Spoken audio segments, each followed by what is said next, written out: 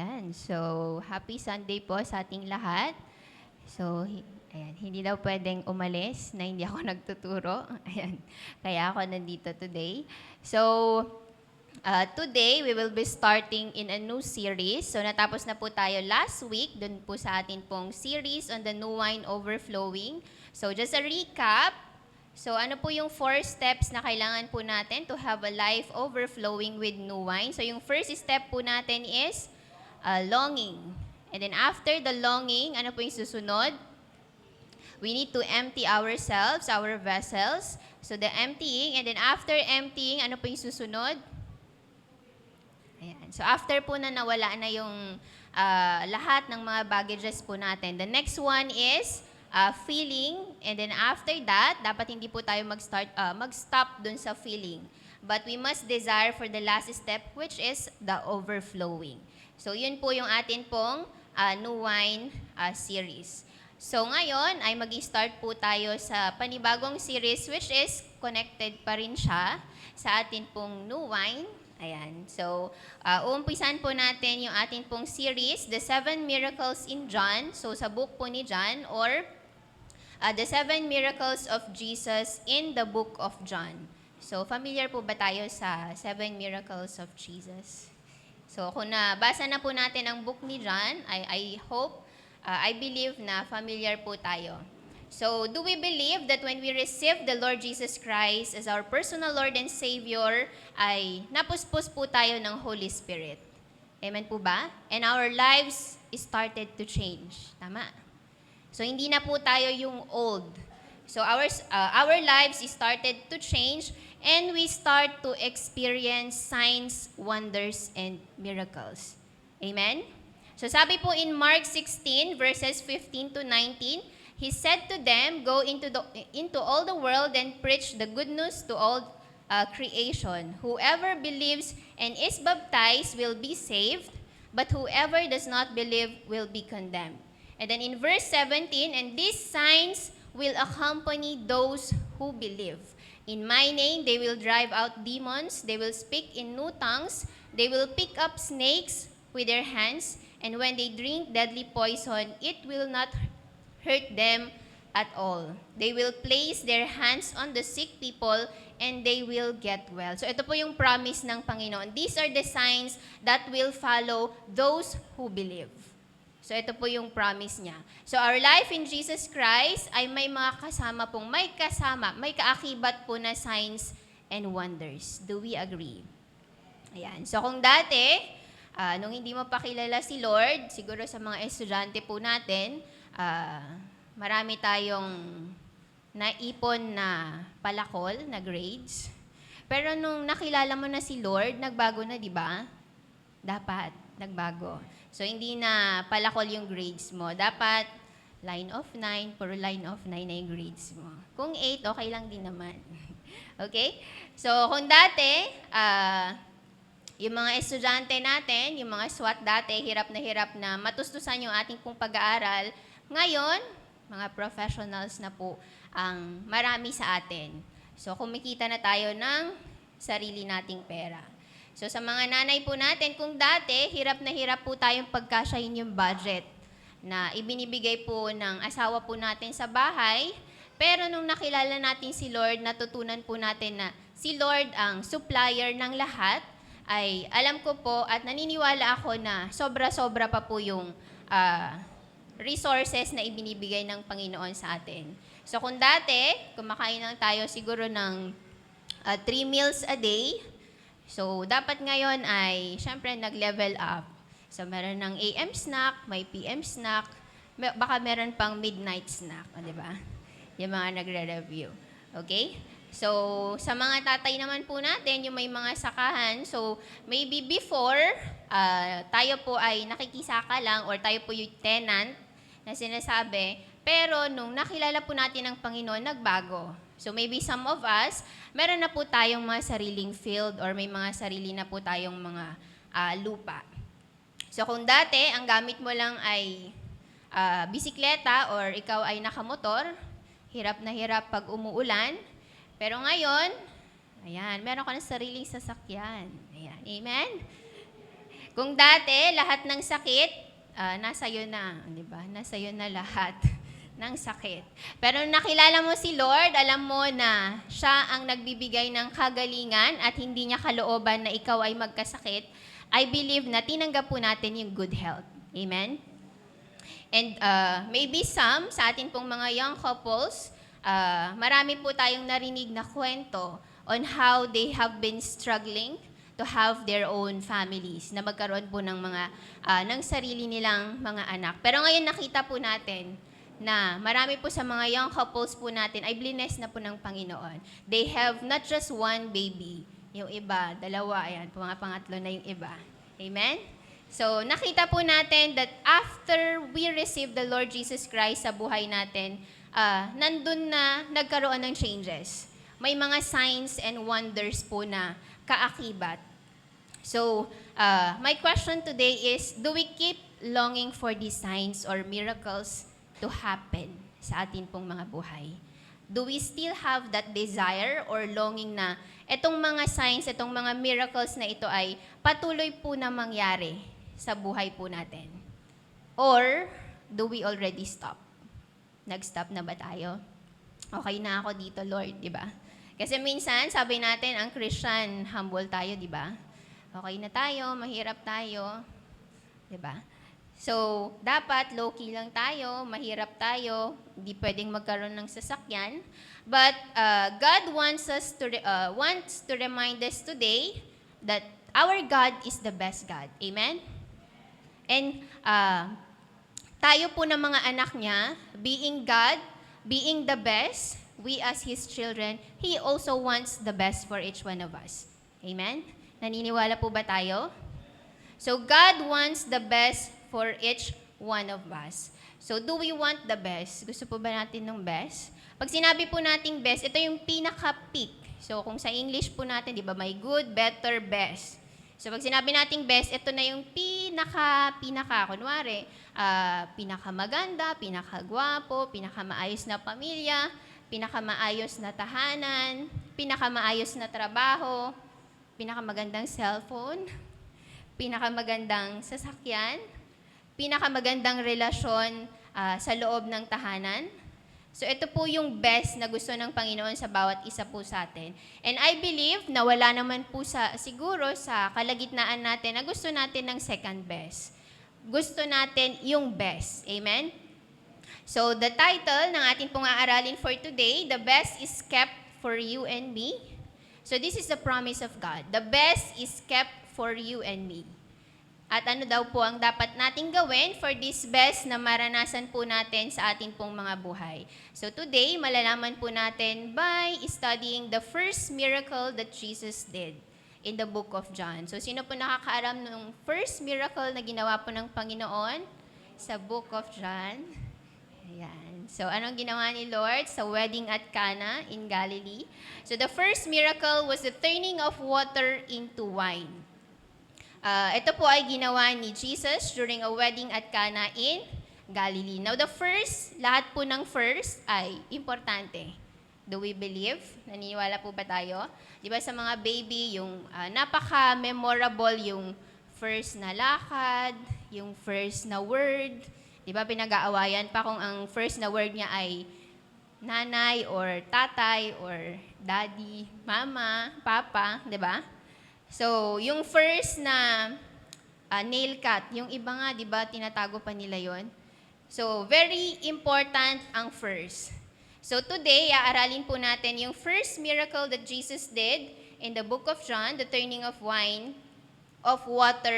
into wine. So, let us all read in the book of John, chapter 2, verses 1 to 11.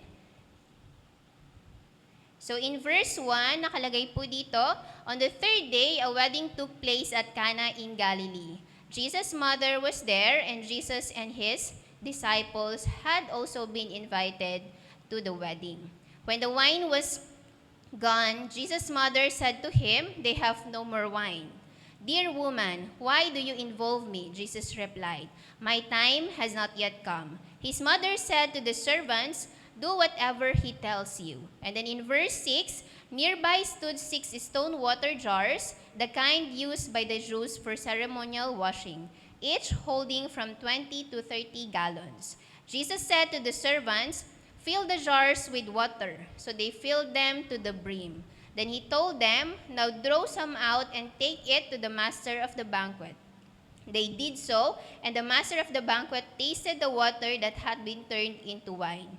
He did not realize where it had come from, though the servants who had drawn the water knew. Then he called the bridegroom aside and said, "Everyone brings out the choice wine first, and then the cheaper wine after the guests have had too much to drink. But you have saved the best till now." This, the first of his miraculous signs, Jesus performed at Cana in Galilee. He thus revealed his glory, and his disciples put their faith in him. Purihin po ang Panginoon sa pagkakabasa ng kanyang buhay na salita. Let us all pray. Father God in heaven, we thank you, Lord, for your words.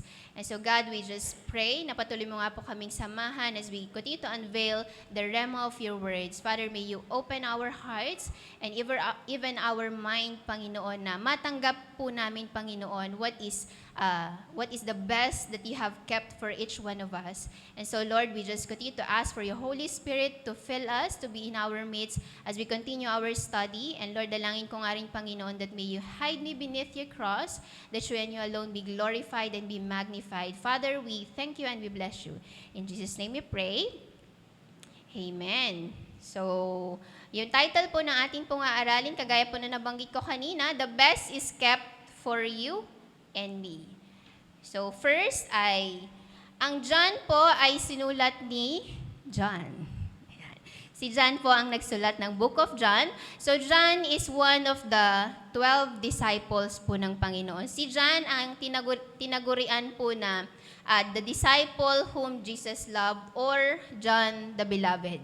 So siya po to. Si John, hindi po siya parehas kay John the Baptist. Baka kasi ma-confuse po tayo. Si John po, according to Bible scholars, he lived the longest of the 12 disciples. And siya lang po yung disciples na hindi namatay na martyr, or he was the only one who died a natural death. Kasi yung ibang disciples po ng Panginoon, yung iba, hinulog sa nagboboil na mantika, yung iba ay nilagay sa loob ng kahoy, tas nilagari. Ganun po yung death ng ibang disciples. But ang sabi po ng mga Bible scholars, yung case po ni John, he was the only one who died a natural death. And the very goal of John, kaya po niya sinulat ang Book of John, is that we may believe that Jesus is the Christ, the Son of God, and that by believing, we may have life in His name. So John records 7 miracles, climaxing in Jesus' resurrection, which he sees as proof that Jesus is the Son of God. So ito pong 7 miracles na to ay nakita po ni John, this proves, or ito po yung mga proof that Jesus is the Son of God.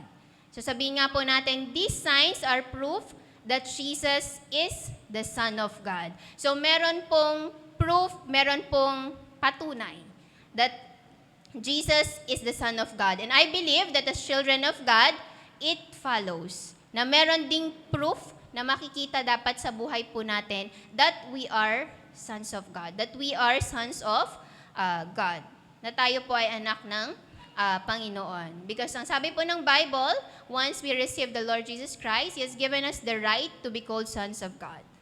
So dapat meron din pong proof na tayo nga po ay mga anak ng Diyos. Now, miracles, ang ginamit po niya na word is miracles, but in the original text, ang ginamit po ay signs. So in the original text, miracles means signs. So pag sinabi nating sign, sino po yung mga nagde-drive? Di ba, pag may mga nakikita tayong sign, ano ba yung purpose ng sign? It will give us direction. It will guide us. Tama po ba? Tumitingin po ba tayo sa mga signs? Sa mga nagde-drive?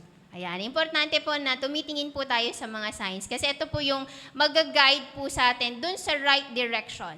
Amen? So, signs literally helps us find the right direction and serves as our guide. So, in the Bible, these signs performed by Jesus reveal that He is the Messiah. So, that He is the promised Savior and that He is the Son of God, the Christ. Ito pong mga signs na pinerform po ng ating pong Panginoong Jesus. Now, in John, balikan lang po natin in John chapter 1 verses 19.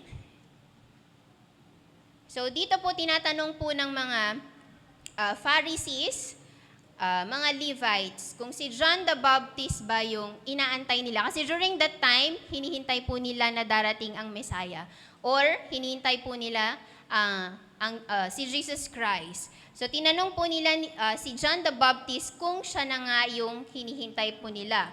Pero makita po natin in John chapter 1 verses 19, so ang sabi po ni John the Baptist, "Now this was John's testimony when the Jews of Jerusalem sent priests and Levites to ask him who he was.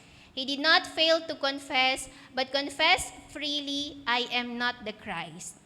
So they asked him, 'Then who are you? Are you Elijah?' He said, 'I am not.' 'Are you the prophet?' He answered, 'No.' Finally they said, 'Who are you? Give us an answer to take back to those who sent us. What do you say about yourself?" So ang sabi po ni John the Baptist, "I am the voice of one calling in the desert, make straight the way for the Lord." So dito makita po natin that John the Baptist freely confessed na hindi po siya yung Messiah na hinihintay po nila.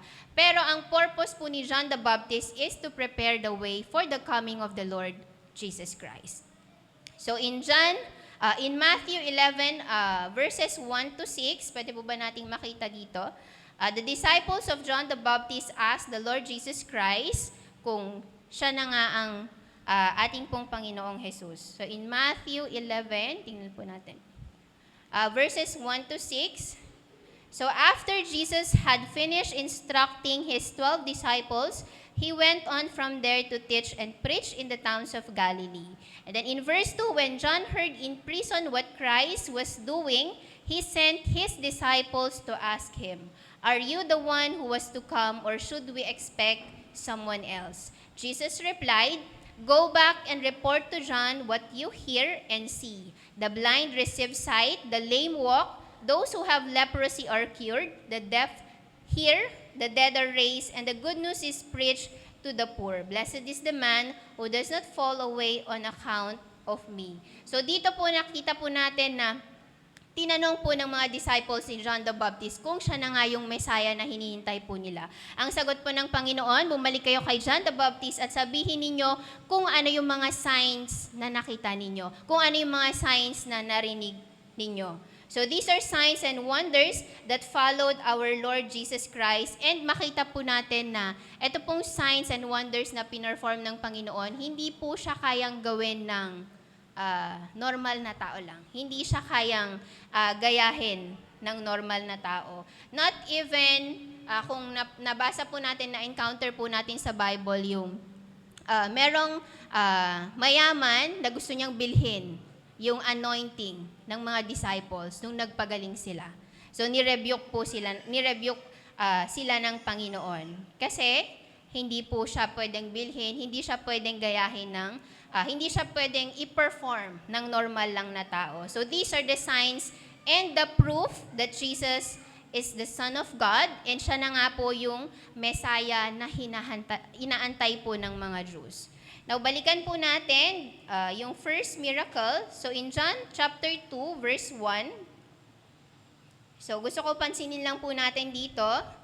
On the third day, a wedding took place at Cana in Galilee. Now, kung papansinin po natin, kung babasahin natin yung buong John, hindi ko rin masundan kung bakit siya naging third day.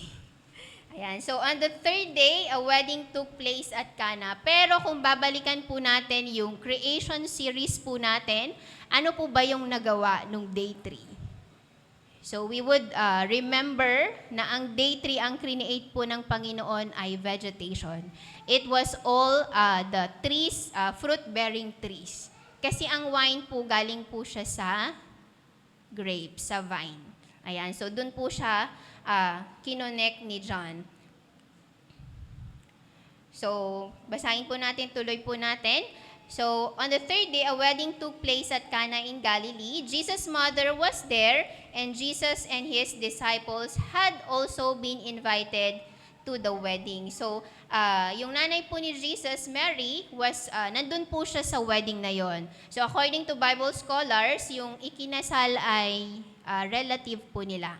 Kaya nandun po sila. So, nandun po yung the mother of Jesus, and Jesus and his disciples ay invited din po sa kasalan na iyon.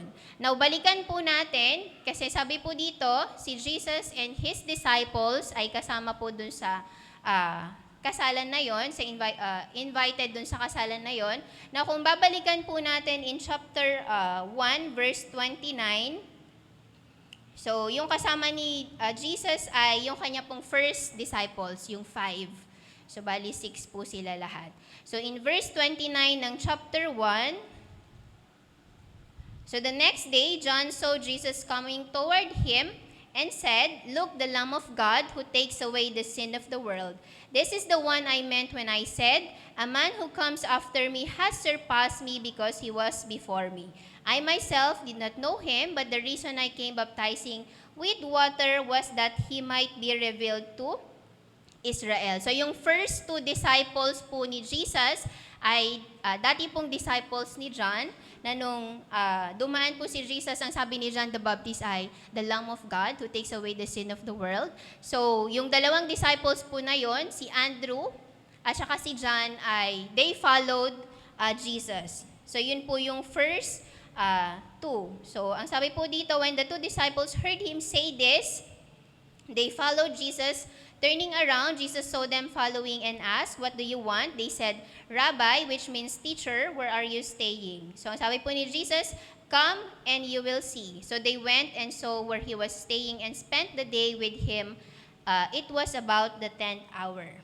And then, so nandun na po yung dalawang disciples. So ang sumunod po is, ang ginawa po ni Andrew, the first thing that Andrew did, so Andrew, Simon Peter's brother, was one of the 2 who heard what John had said and who had followed Jesus. So the first thing Andrew did was to find his brother, Simon, and tell him, "We have found the Messiah, that is the Christ," and he brought him to Jesus. So si Simon, which is later translated as Peter, siya po yung pangatlong disciple na tinawag po ni Andrew. Now, yung next po, the next day, Jesus decided to leave for Galilee. So, finding Philip, he said to him, "Follow me." So, si Philip po yung pang-apat.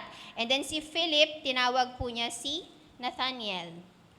So, Philip found Nathanael and told him, "We have found the one Moses wrote about in the law and about whom the prophets also wrote, Jesus of Nazareth, the son of Joseph." So ito po yung first 5 na disciples po ng Panginoon na tinawag po niya, and sinama po niya sila sa kasalan. Now during those times, the Jewish wedding lasts for 7 days. So ganun po siya kahaba, 7 days.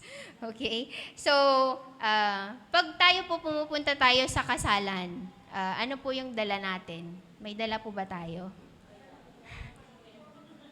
Tupperware. Okay? So, diba, kahit po sa atin, sa Filipino culture, when we attend wedding, most especially kung yung kasal po ay yung may mga pa-VIP or sa hotel siguro na may per plate, so usually meron po tayong dala, kung hindi man yung mga gamit sa bahay, mga Tupperware and all. Yung iba ay nagdadala po tayo ng cash. Kasi diba parang nakakahiya naman na pumunta tayo sa kasal na makikikain lang tayo, di ba? Ayun. So, during that time, dumating po si Jesus and his 5 disciples, wala po silang dala. They were at the wedding na empty-handed. Pero later, makikita po natin kung ano yung mas na naging blessing na tinanggap po ng the groom and the bride dun po sa presence ng Panginoon in their wedding. Now, sa Jewish tradition, so ang wine po, kagaya na nabanggit ko kanina, the wedding lasts for 7 days. And isa sa pinaka-importanteng dapat present during wedding ay yung wine. So yung wine po, it symbolizes joy. Kasi wedding banquet kasi siya. So it's a celebration So, alam nga naman na mag-iyakan sila doon, di ba? So, dapat happy sila.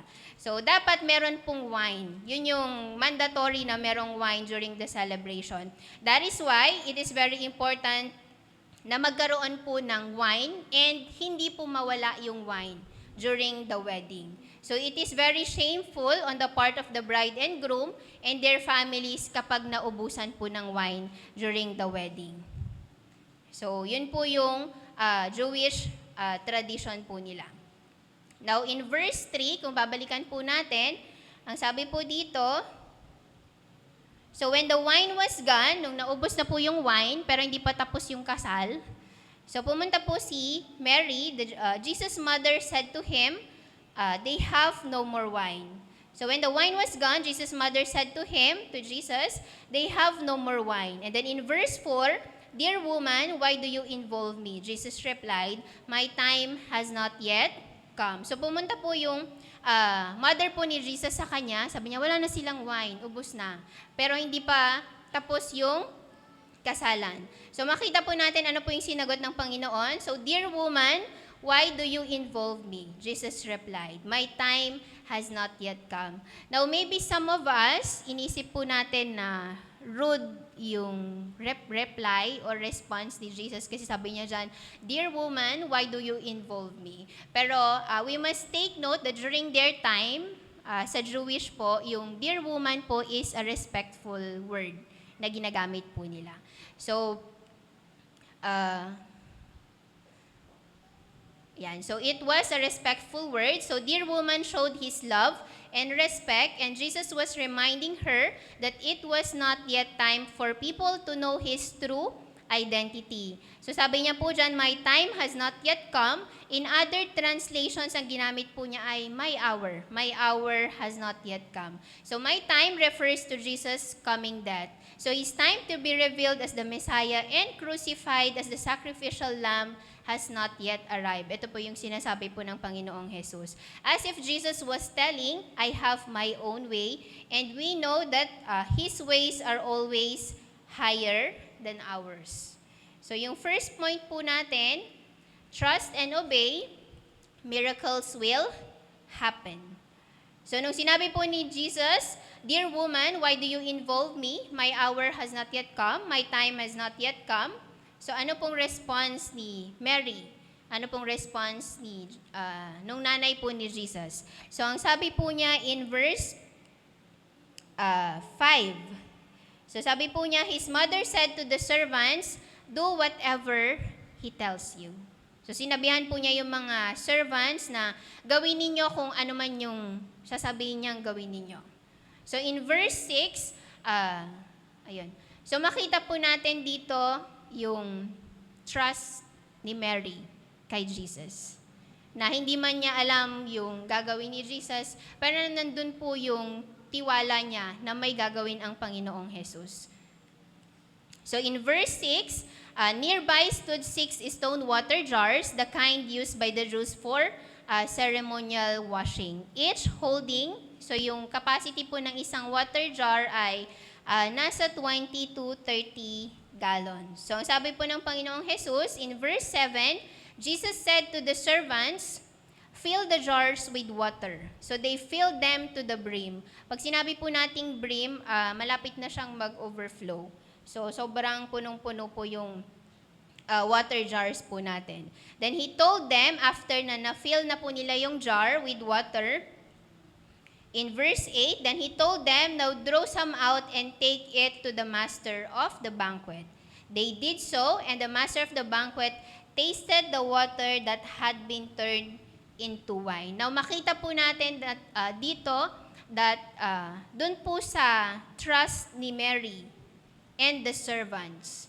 So yung mga servants, hindi naman sila, di ba makita po natin, hindi sila nagreklamo na bakit parang hindi siya possible with their own thinking. But makita po natin that in their trust and obedience sa Panginoong Jesus, nagkaroon po ng miracle. Amen?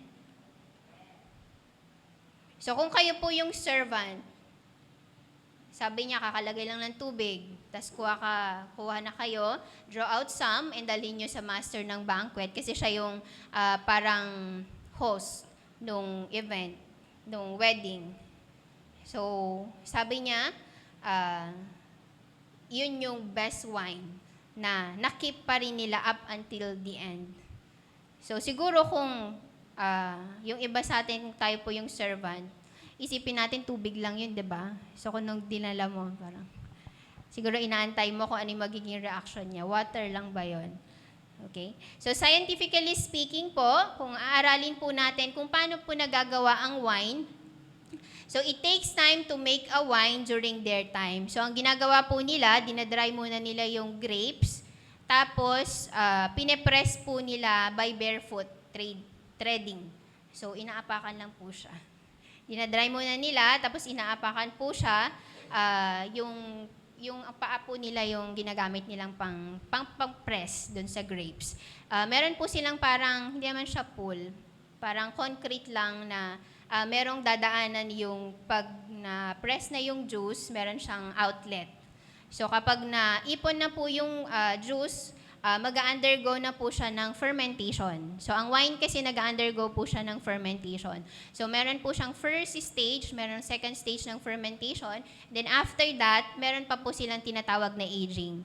Para yung lasa po yung quality po ng wine ay maging maganda, maging, ano yung term natin? Masarap siya. So, yun po yung process ng making wine. So, it takes 8 to 12 weeks na fermentation, tapos yung aging po ay naabot ng 3 to 4 months. So, yung total, yung kabuuan is na siguro maximum nasa up to 1 year yung paggawa ng wine. Pero makita po natin dun sa miracle na ginawa ng Panginoong Jesus, wala pa nga atang 1 oras. 'Di ba? Tapos hindi niya pa napansin po ba natin 'yun? Hindi niya hinawakan yung wine. Tama?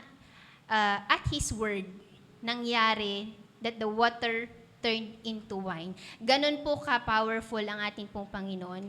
Ganon po siya powerful na kaya po niyang gawin. Nothing is really impossible sa Panginoon. So when Jesus' mother and the servants learned to trust and obey Him, that miracle happened. And makikita po natin na kung nagawa po ni Lord nung panahon nila, the Bible tells us that He is the same yesterday, today, and in the future. Kayang-kayang gawin ng Panginoon na gumawa ng signs or miracles sa atin pong mga buhay, just to glorify the Father and to show to the world that these are my children, trusting and obeying me. Signs will follow them so that the world will see and know that I am with them. So, yun po yung promise ng Panginoon sa atin. Now, let us take this time to pause and evaluate kung sa buhay po natin, sa Christian life po natin ay nakakaranas pa rin po ba tayo ng mga signs and wonders ng Panginoon. So, maybe some, kung wala na, kung tumigil na, let us evaluate ourselves. Bakit kaya? So, sabi po ng point number 1 natin, let us learn to trust and obey God, and these miracles, these signs will surely happen. Maybe we stop trusting God. Instead, we rely on our own understanding. We rely on our own strength. We do not give God space to move. Ginagawa natin lahat.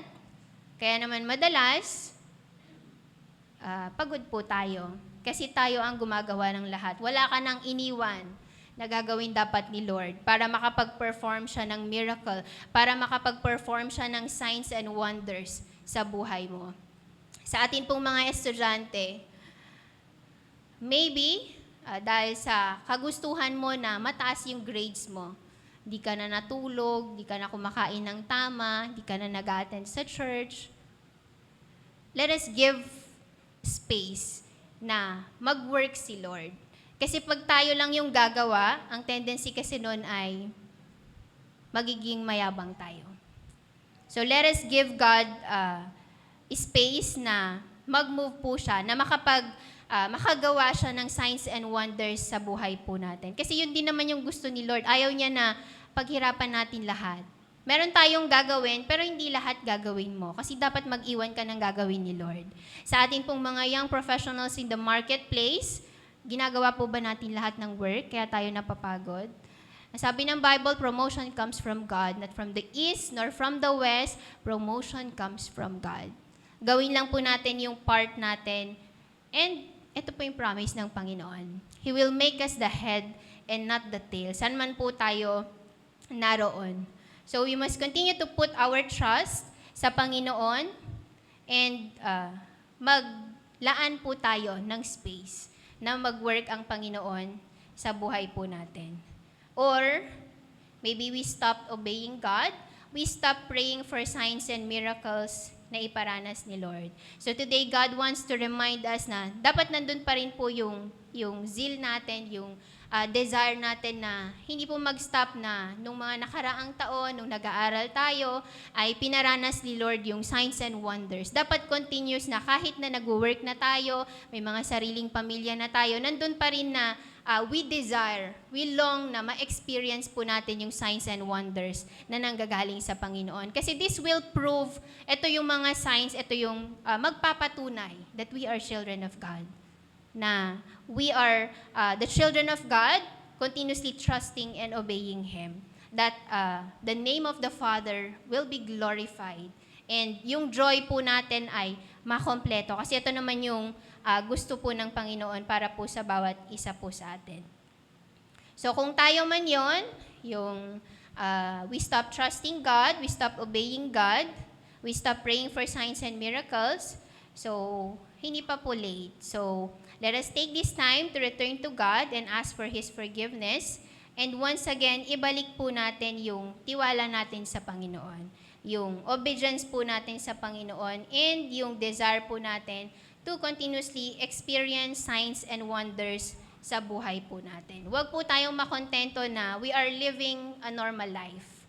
Kasi as children of God, we should be living a life na nandun yung mga signs and wonders. Nandun yung excitement mo na merong gagawin si Lord na kakaiba sa buhay mo.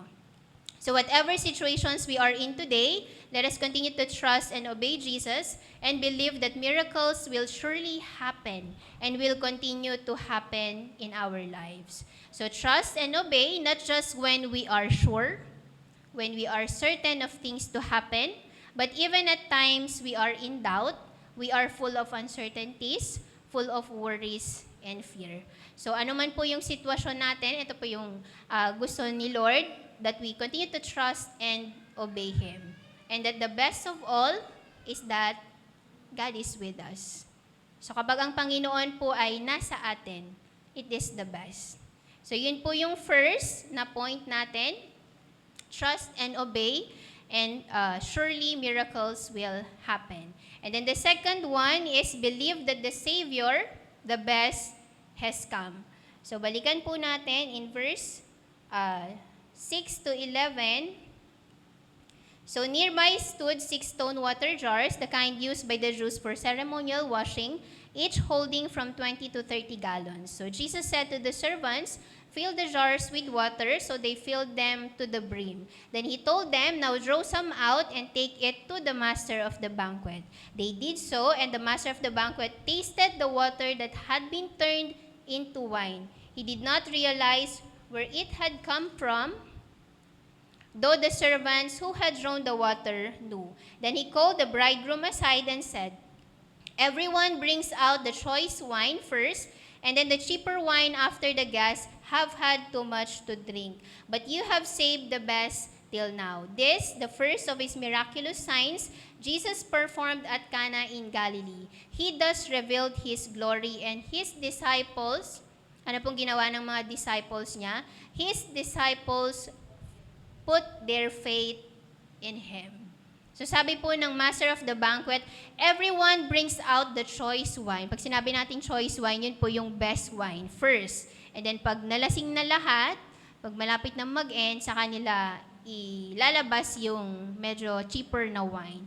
Pero ang sabi po ng master of the banquet, the water that God turned into wine, sabi niya, "You have saved the best till now." So this is the first of His miraculous signs. Jesus performed at Cana in Galilee. Thus, he revealed his glory, and his disciples put their faith in him. So makita po natin that this miracle, hindi po siya kayang gawin ng tao. So nabanggit naman po natin kanina kung paano gumawa ng wine. So hindi po siya kayang i-imitate ng tao. So not only the bride and the bridegroom and their families were saved, but even yung mga disciples niya na walang dalang gift. So kung papansinin po natin, ilan yung barrel ng wine? 6, diba? Ayan, tigi-isa nilang. Sobra-sobra pa yung naging gift, naging blessing nung presence po ng Panginoon dun sa kasalan na yon. So if today, hinihintay pa rin natin yung Savior, meron po ba sa ating kalagitnaan? So believe that He has already come. Dumating na po siya. So He died for you and me so that we could enjoy this very life. Hindi po natapos nung namatay siya. So the greatest miracle He did was His resurrection from the dead, and now He is seated at the right hand of the Father in heaven, interceding for each one of us. So di ba makikita natin that some of the Jews, even they have already seen the signs and wonders na pinerform ng Panginoong Jesus, still nandun pa rin yung unbelief sa kanila pong mga puso. Up until now ay inaantay, hinihintay pa rin nila na dumating ang Savior. But know today that the Savior has already come. The best has already come. And He will surely do signs and wonders in our life for the glory of the Father, and that our joy to be complete. Because He wants the best for each one of us. So Jesus wants the best for us, even oftentimes we don't deserve it. So likas naman po sa atin na marami po tayong mga weaknesses. But just the same, the love of God, the love of Jesus for each one of us ay hindi po nagbabago. And yung kagustuhan po niya na matanggap po natin yung best ay nandun pa rin up until now. So sabi nga po ng Bible, if our biological father knows how to give good gifts to us, how much more to our Heavenly Father? And so the best is kept for you and me, regardless of our situations in life. And so let us believe, kung hindi pa po tayo naniniwala, believe that the Savior has already come. Tinanggap na po natin ang Panginoong Jesus, the best. And nasa na po siya? Nasa na si Lord? He is seated at the right hand of the Father. And when we receive the Lord Jesus Christ, di ba ano ba yung prayer natin nung tinanggap po natin ang Panginoong Jesus? Be seated at the center of my heart. Tama? So Jesus is already in our heart. And nabanggit po natin kanina that the best, Jesus is the best. And so, since Jesus is with us, ito na po yung best. That regardless of our situation sa buhay, nandun po yung assurance na God plans the best for each one of us. So, yun po. So, in conclusion, ayan. So, I want to share my testimony on how God let me experience signs and wonders, and how He continuously let me know and experience, my daughter, I have kept the best for you. So many of you ay alam na po that ako po ay product ng isang broken home. My parents are separated. Si mama ay nag-asawa po ng iba. Si tatay naman, bago pa po sila nagkakilala ng nanay ko ay marami na siyang asawa at anak. Ayan. So nakilala ko si tatay nung ako ay 4th year college. At ako ay lumaki sa aking stepfather. So, hindi naging madali ang aming buhay, maging ang aking pag-aaral, dahil sa kakulangan, kasalatan sa buhay. So, marami po sa inyo ang nakakaalam ng aking naging karanasan nung ako ay nag-aaral para ako po ay makatapos. I thank God na nakilala ko po siya at tinanggap ko ang Panginoong Jesus as my personal Lord and Savior. And my life has never been the same again. sobrang dami ko na pong naranasan at masasabi ko pong signs and miracles ng Panginoon sa aking pong buhay. So after graduation, so ako po ay nagtapos sa kursong Bachelor of Science in Agricultural Engineering. So after graduation, nag-review, pumasa sa board exam, nagkaroon agad ng trabaho, nakapag-aral sa isa, after ng work ay binigyan po ako ng opportunity ng Panginoon na makapag-aral in one of the best schools in the Philippines sa akin pong masteral studies as a scholar. At bago ko pa man makuha ang akin pong diploma in my masteral degree, ay inoferan na ako ng trabaho sa CSU. Nabigyan ako ng permanent item at ilang buwan lang ang nakalipas from a mere faculty to the head ng ABE program hanggang sa kasalukuyan. At nadagdagan pa ng graduate school. So meron po akong hawak na master's program sa CSU. So in a span of 6 years, 4 na beses na po ako na-promote sa position. Maalala po ninyo yung 2022 na sobrang grabe yung blessing ni Lord na in a span of 1 year, yung first month and the last month, nagkaroon po ng na-promote po ako sa position. And hindi lang po 1 step, kundi tig 3 steps. And netong last, just this June, God gave me another 4 steps ng promotion sa position. So, grabe talaga si Lord. So, akala ko, okay na. Kasi kung titignan po natin, sobrang, yung grace, yung favor ni Lord na tinanggap ko ay sobra-sobra na. So, all I thought, okay na siya. Pero sabi ni Lord, I have kept the best for you. So, nabanggit ni Pastor Dan na ako po ay aalis na, malapit na, to have my doctorate degree at the University of the Philippines, Los Baños. And sobrang nakaka-amaze lang how God allowed it all to happen. So, nung masteral ko po, ako po ay scholar ng DOST. Pero, since nag-end po yung contract kasi wala pa akong permanent position that time, so, nag-rely lang po ako dun sa stipend ng monthly. Pero ngayon, ayan, sabi ni Lord, I have kept the best for you. Ngayong lalabas ako for my doctorate degree, sobrang naka-amaze lang kung paano inayos ng Panginoon. Kung paano po naging smooth yung process from the application to the interview. So yung kiniklaim po natin na effortless 2024 ay talaga pong pinaranas ng Panginoon. So with my, neto pong paglabas ko for my doctorate degree, I'll be on study leave. Pag sinabi po nating study leave ay marireceive ko pa rin po yung aking pong sahod. And at the same time, I'll be receiving my monthly allowance as a scholar ng DOST.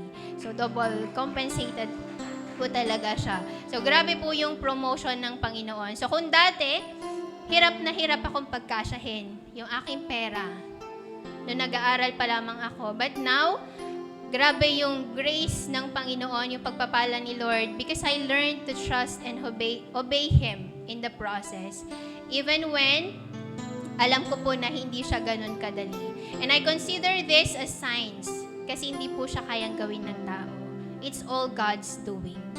So, promotion comes only sa atin pong Panginoon. And isa sa ikino-consider ko rin pong sign sa workplace is yung ma-acknowledge po ng mga office mate ko na I am really a child of God. Na nandun na ino-overtake ako ng pagpapala. So, just recently, yung isang office mate ko nagsabi po sa akin na isa ako sa mga naging dahilan kung bakit hindi niya sinukuan yung kanilang marriage. Because during that time, nandun na siya sa peak na maghihiwalay na sila. But I thank God na ginamit po tayo ng Panginoon to minister sa Kanya.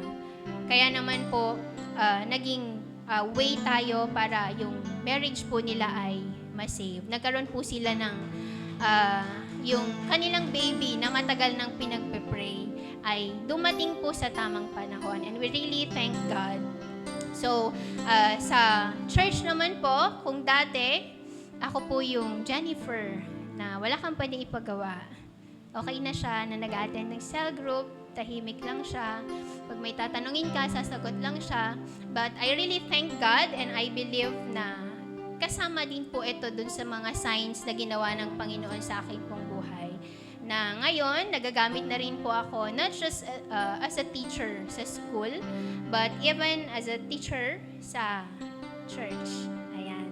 So, I really thank God and as a teacher naman po sa workplace, I really thank God kasi sa sobrang dami ko na pong na-receive na pagpapala ay it really overflows sa aking pong buhay. Kaya naman po pag may mga nakikita akong mga estudyante na nangangailangan din, I really make it to a point na I could reach out sa kanila. And sa family ko naman, I praise God dahil kahit sobrang minimal lang yung aking ambag sa pagpapaayos ng bahay, but I can say na maayos na yung naipaayos po nila yung bahay because the Lord has blessed yung kanila pong farming. Kaya naman po, nagkaroon po sila ng enough na fund para maipaayos po yung amin pong bahay. So these are all the signs na ginagawa ni Lord sa buhay ko. And I believe na kayang-kaya at gusto rin po ng Panginoon na gawin sa buhay po ninyo. Only we need to trust and obey Him. Believe that He has kept the best and He wants only the best for all of us. That the Father be glorified at ang joy po natin ay makompleto. So all glory to God po.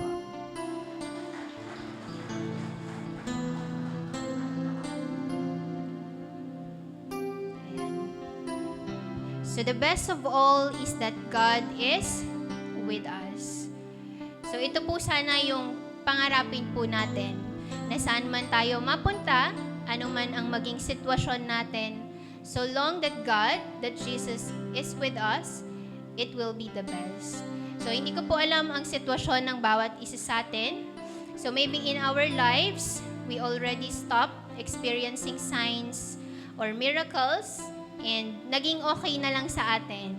But know today that this is not the perfect will of God for us. He wants the best for each one of us, and He has kept the best for you and me. That the world will know and see that you are His children, for His name to be glorified and for our joy to be complete. Pwede po ba tayong tumayo? So today, let us come in the presence of God and ask to evaluate us and ask for forgiveness if we already stopped trusting and obeying Him. If we already stopped praying for signs and wonders na mangyari po sa ating pong mga buhay. And that if up until today, hindi pa rin po tayo naniniwala that He has already come, that our Savior has already come. And so let us take this time to ask for His forgiveness. Ask God for forgiveness of our unbelief, of our unfaithfulness. Hallelujah, hallelujah, Jesus. Yes, Lord. Father, we pray that may you come in our midst today. And Father, we pray that may you start to minister sa amin pong mga kapatid, O God. Lord, continue to remind us, Father, that you want the best for each one of us. You want the best, only the best, Panginoon, para po sa iyo pong mga anak. And so, Father, today we pray that may you continue to help us trust you, God.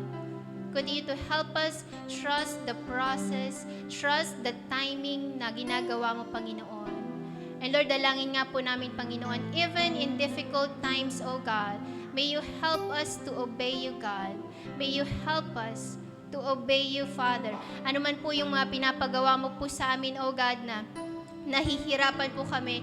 God, we pray that may you strengthen us. Fill us with your Spirit, O God, so that, Father, we may be able to obey you, Panginoon. Lord, tulungan mo nga po kami, Panginoon, because we also desire, O God, for these signs and miracles na patuloy rin pong mangyari sa amin pong mga buhay. buhay. And so, Father, may you remove everything, O God, that hinders us from trusting you, that hinders us from obeying you, O God. Even the things, Panginoon, the worldly things, O God, na bumabalakid, O God, upang matanggap namin, ma-experience namin yung signs and wonders na gusto mo pong iparanas sa amin pong buhay. Lord, dalangin nga po namin sa araw na ito, tanggalin mo nga po ito, O God. Remove it, O God. And Father, we pray that may you renew our minds, renew our hearts once again, O God. And Father, dalangin po namin that on how you have performed this miracle, Panginoon, sa wedding at Cana, O God, and how you have turned the water into wine. Lord, sa buhay po ng aking pong mga kapatid, if nandun po tayo, nandun kayo sa sitwasyon ng bride and groom, the dead end, na hindi nyo na alam yung gagawin, na you have already exerted all efforts, but know today that because God is with you, nothing will be impossible. If God was able to perform that miracle during their time, God can do it today. God can do it even in your situation, in your impossible situation today. Just learn to trust and obey Him. Just claim it that God will perform these signs and miracles sa iyong buhay. Kasi ito po yung kalooban ng ating pong Panginoon. This is the perfect will of our God, na ang bawat isa po sa atin makaranas ng patuloy ng kanyang signs and wonders, because these signs and wonders will